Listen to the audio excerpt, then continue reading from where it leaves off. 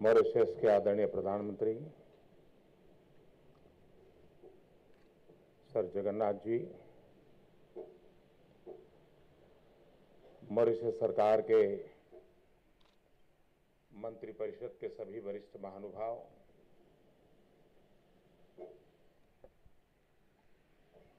सभी वरिष्ठ नागरिक भाइयों और बहनों,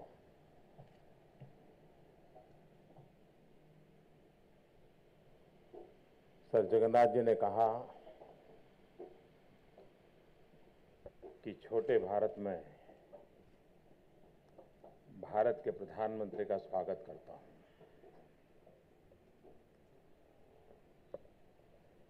ये लघु भारत शब्द सुनते ही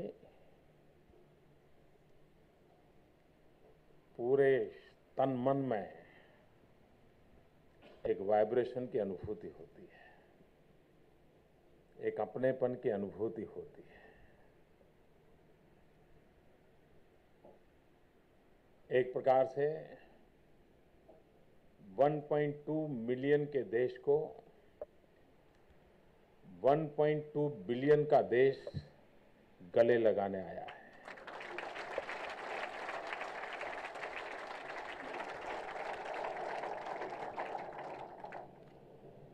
ये अपने आप में एक हमारी सांस्कृतिक विरासत है। हम कल्पना कर सकते हैं कि 100-150 साल पहले हमारे पूर्वज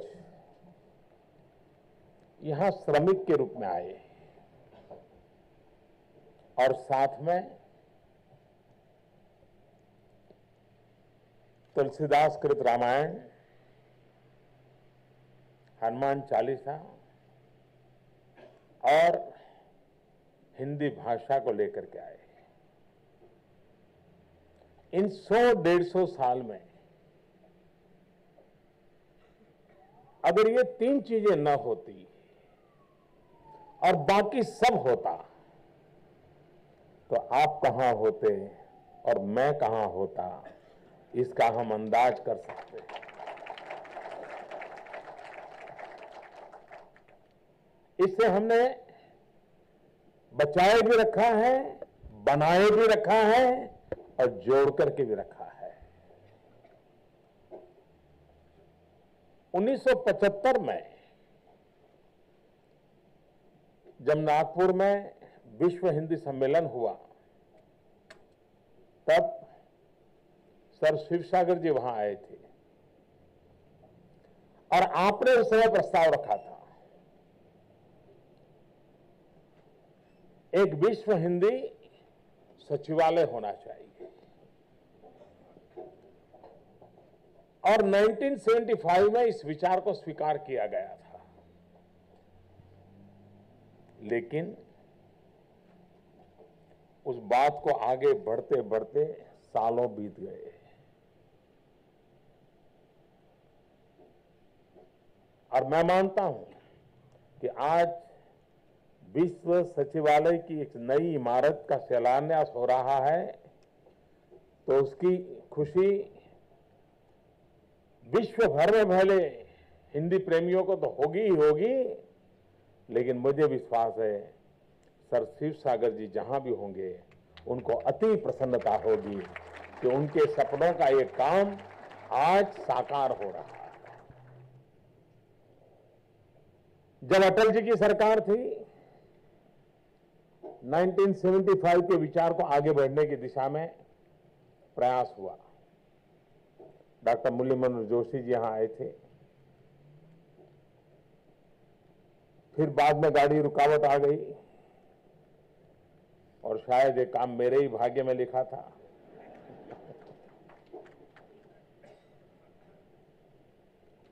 लेकिन मैं चाहूंगा अब ज्यादा देर ना हो, आज जिसकी शुरुआत हो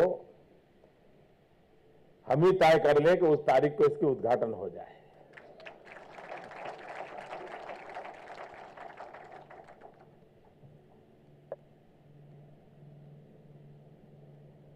मॉरिशस ने हिंदी साहित्य की बहुत बड़ी सेवा की है। बहुत से देशों में हिंदी भाषा के प्रति प्रेम रहा है। अनेक भाषाभाषी लोगों ने हिंदी भाषा को सीखा है। दुनिया की अनेक यूनिवर्सिटीज में हिंदी सिखाई जाती है। कई पुस्तकों का हिंदी में अनुवाद हुआ है, कई भाषा की किताबों का अनुवाद हुआ है। लेकिन जैसे मूर्धन्य साहित्यकार दिनकर जी कहते थे कि मॉरिशस अकेला एक ऐसा देश है जिसका उसका अपना हिंदी साहित्य है। ये मैं मानता हूं बहुत बड़ी बात है। अभी 2015 का प्रवासी भारतीय दिवस हुआ, तो इस बार के प्रवासी भारतीय दिवस में कार्यक्रम रखा गया था कि प्रवासी भारतीयों के द्वारा जो साहित्य सर्जन हुआ है उसका एक प्रदर्शनी लगाई जाए। दुनिया भर में फैले हुए भारतीयों ने जो कुछ भी रचनाएं की हैं, अलग अलग भाषा में की हैं, उसकी प्रदर्शनी थी। और मैं आज गर्व से कहता हूं कि विश्व भर में फैले हुए भारतीयों के द्वारा लिखी गए साहित्य की इस प्रदर्शनी में 150 से ज्यादा पुस्तकें मॉरिशस की थी। यानी यहां पर हिंदी भाषा को इतना प्यार किया गया है, उसका इतना लालन पालन किया गया है, उसको इतना दुलार मिला है। शायद कभी कभी हिंदुस्तान के भी कुछ इलाके होंगे जहां इतना दुलार नहीं मिला होगा जितना मॉरिशस में मिला है।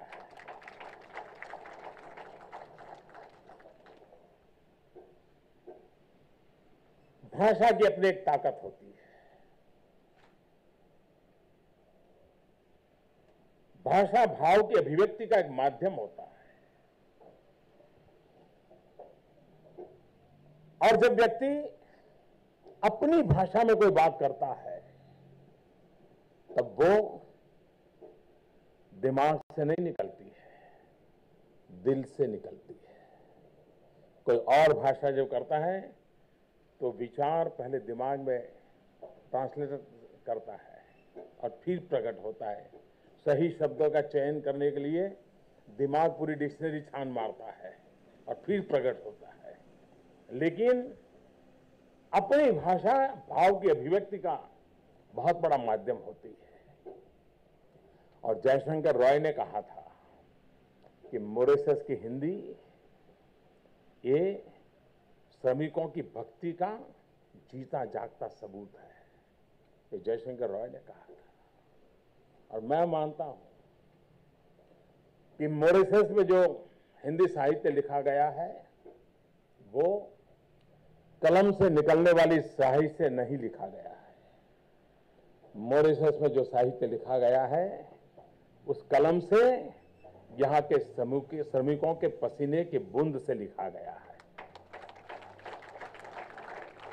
मॉरिशस का जो हिंदी साहित्य है उसमें यहां के पसीने की महक है और वो महक आने वाले दिनों में साहित्य को और नया सामर्थ्य देती है।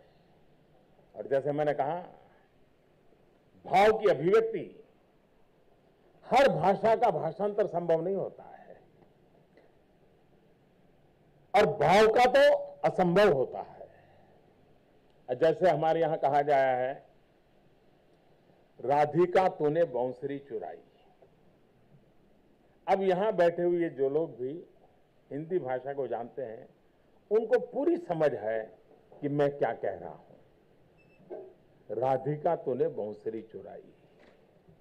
लेकिन यही बात बहुत बढ़िया अंग्रेजी में मैं ट्रांसलेट करके कहूंगा तो ये कहूंगा, Radhika has stolen the flute. Go to the police station and report.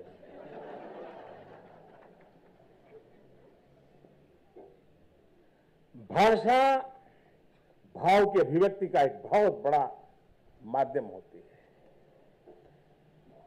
भाषा से अभिव्यक्त होने वाले भाव सामर्थ्य भी देते हैं। हम हमारे प्रधानमंत्री श्री अनिरुद्ध जगन्नाथ जी को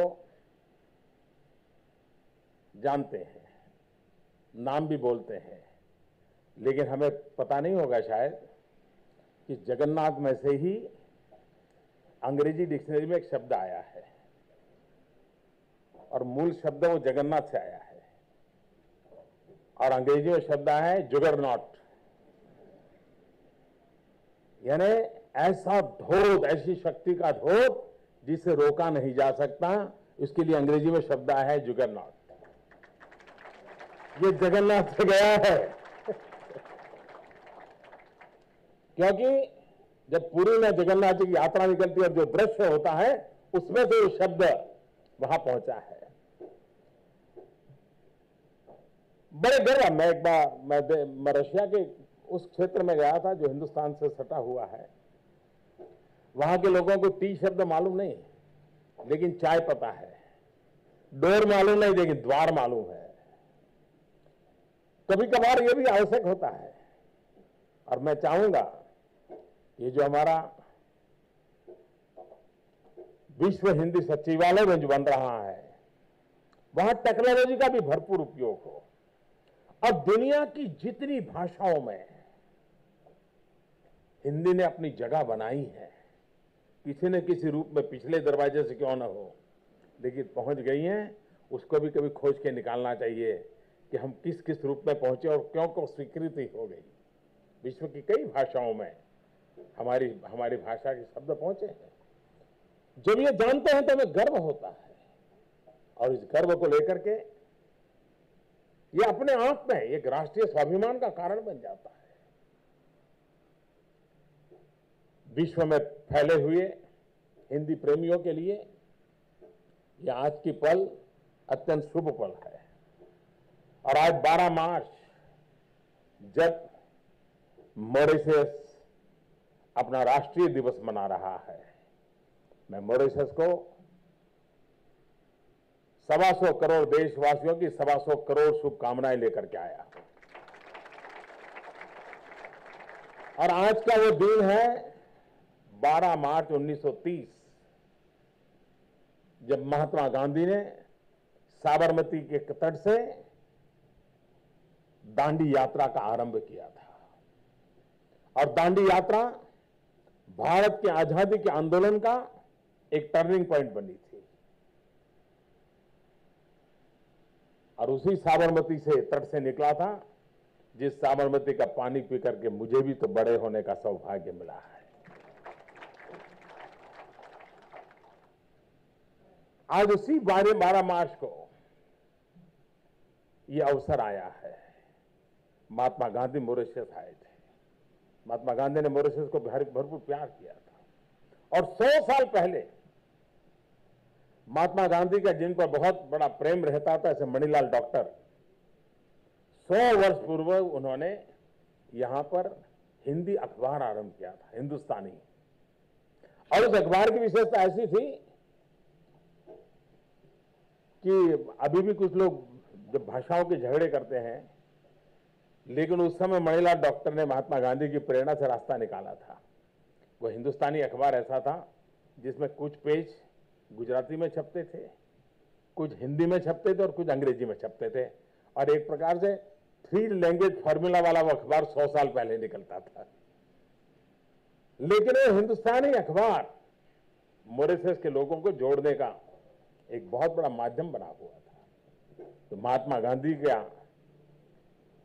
के विचारों का प्रभाव उसमें भी अभिव्यक्त होता था। और स्वदेश प्रेम